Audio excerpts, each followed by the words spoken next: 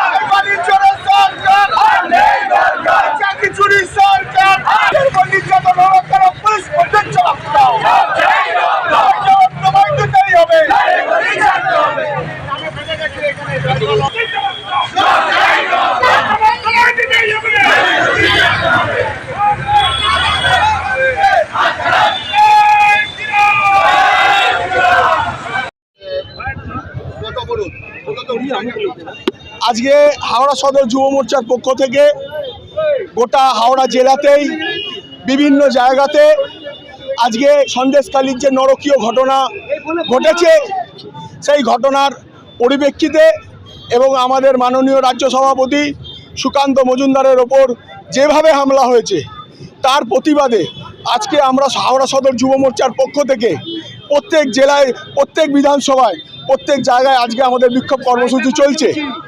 সন্দেশখালীর মতো যেখানে আজকে আমরা দেখতে পাচ্ছি যেখানে মহিলারা একদমই সুরক্ষিত নয়, মহিলাদের আজকে ভাবতে হচ্ছে যারা এখান থেকে যাচ্ছেন ওখানে তারা দেখতে পাচ্ছেন মহিলারা আজকে কিভাবে আক্রান্ত।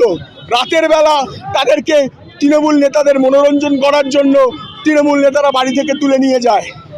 সেখানে গিয়ে মনোরঞ্জন না করতে পারলে তাদের আমরা এই মুহূর্তে শেখ শাহজাহানকে অবিলম্বে অ্যারেস্ট করতে হবে, তার দৃষ্টান্তমূলক শাস্তি চাই আমরা।